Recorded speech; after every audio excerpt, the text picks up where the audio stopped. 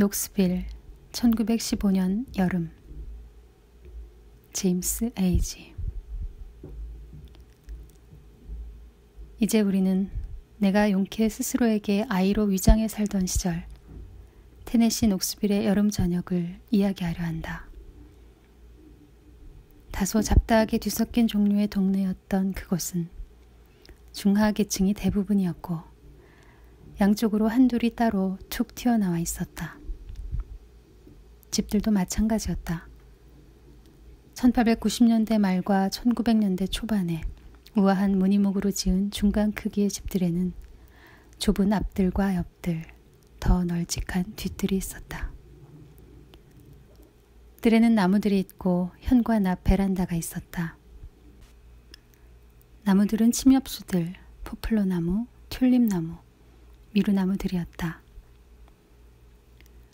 한두 집에 담장이 있긴 했지만 대개 집집마다 뜰은 서로 이어져 있었고 간혹 낮은 산울타리가 있었지만 제구실을 하지는 못했다.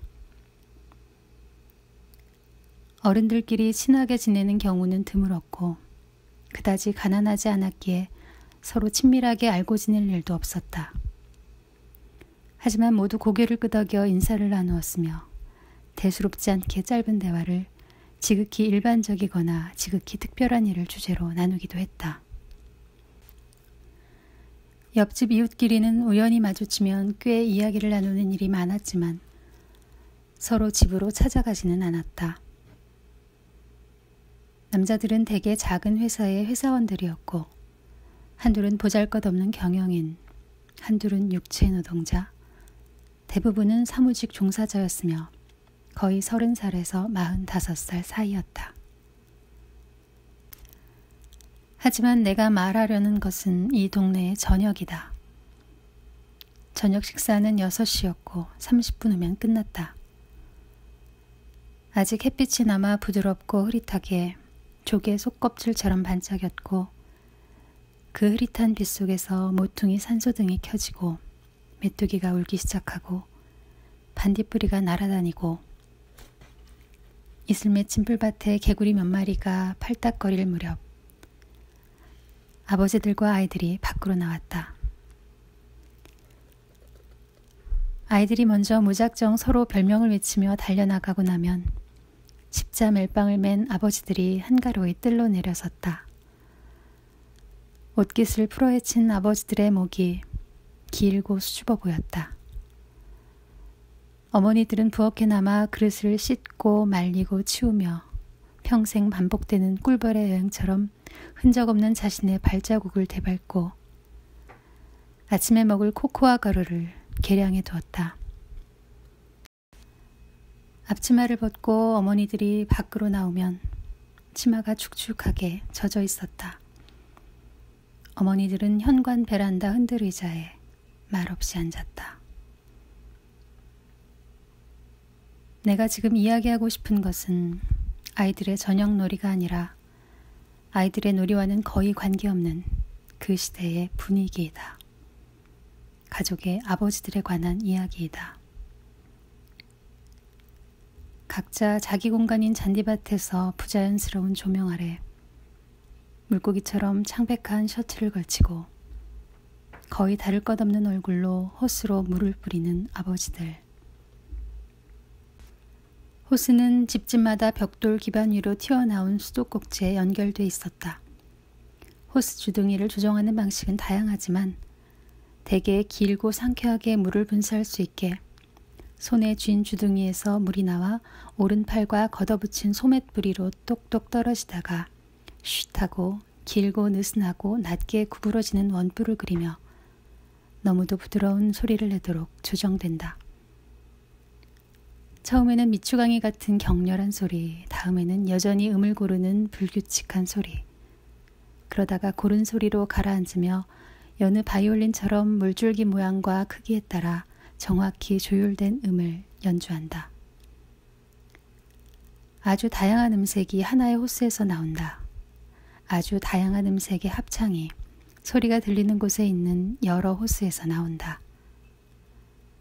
어느 호스든 물이 분출되는 순간은 거의 죽음처럼 적막하다. 참은 숨처럼 고요하게 큰 물방울이 따로따로 짧지만 아치를 그리며 떨어진다. 들리는 소리라곤 물방울이 떨어지며 나뭇잎에 파닥이고 풀잎에 찰싹대는 소리뿐이다. 나뭇잎에 풀잎에 물방울 떨어지는 소리, 그리고 세찬 물줄기의 세찬 쉬익 소리. 그런 소리, 그리고 물줄기의 세기는 줄지 않지만 주둥이를 움직이는 손놀림에 따라 소리는 점점 더 고요하고 섬세해지다가 물이 널찍한 종 모양 얇은 막이 되어 나올 무렵이면 극도로 부드러운 속삭임에 이른다. 대개 호스 주둥이들은 거리와 세기를 절충하여 아마 이런 절충 뒤에 숨은 예술 감각도 그리고 너무나 현실적이어서 인식조차 하지 못하는 깊고 고요한 즐거움도 엇비슷하게 조정되므로 음조도 대개 엇비슷하다. 새로 가세한 호스가 거센 콧김으로 방점을 찍고 호스 주둥이를 장난스럽게 놀리는 몇몇 남자들이 꾸미음을 연주하며 어느 한 호스라도 멈추면 하느님이 참새 한 마리도 잊지 않으시듯 빈자리가 남는다. 거의 엇비슷하지만 온갖 다양한 음조를 낸다. 그리고 이런 조화 속에서 파리하고 시원한 물줄기들이 빗속에서 그들의 창백함과 그들의 소리를 한꺼번에 들어올리고 어머니들은 아이들을 유난히 오래도록 조용히 시킨다. 남자들은 점잖게 말없이 각자 혼자 하는 일의 고요 속에 달팽이처럼 틀어박힌다. 그것은 보이지 않는 벽 앞에 느슨한 군대처럼 줄지어선 다 큰 아이들의 방뇨. 입안에 남은 저녁 식사의 맛처럼 그들 삶에 보잘것없는 평온을 맛보는 잔잔한 행복과 평화. 그러는 동안 메뚜기는 호스의 합창을 훨씬 높고 날카로운 음으로 이어간다. 메뚜기 울음은 메마르다. 목을 긁지도 울리지도 않고 결코 토해낼 수 없는 숨을 작은 구멍으로 밀어내듯 운다. 게다가 결코 혼자가 아니라 조끼 1000마리는 울어대는 느낌을 준다.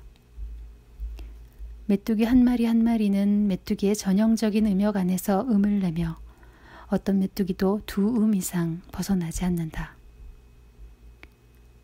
그래도 메뚜기 하나하나의 울음은 다른 메뚜기들과 구분된다.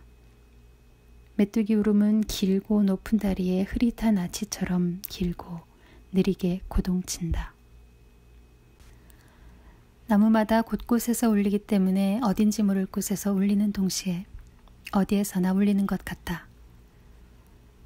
지붕처럼 하늘 전체를 뒤덮고 살을 전율케 하고 고막을 간지리며 울린다. 밤의 모든 소리 중에서 가장 대담하다. 그럼에도 메뚜기 울음은 여름밤에 늘 들리는 소리이며 소리의 위대한 질서를 따르는 소리이다. 바다의 소리처럼, 바다의 조숙한 손자인 피의 소리처럼 우리가 듣고 있는 것을 의식할 때만 듣고 있는 줄 알게 되는 소리이다. 그동안 어둠의 바닥에서 호스들의 출렁이는 수평선 바로 밖에서 이슬에 젖은 풀과 그 강렬한 진초록 내음을 언제나 실어나르는 귀뚜라미 울음이 일정하지만 띄엄띄엄 들린다. 각각 상쾌하고 차가운 은빛 삼화음으로 하나의 작은 사슬로 연결된 고리 3개가 하나씩 미끄러지듯 운다.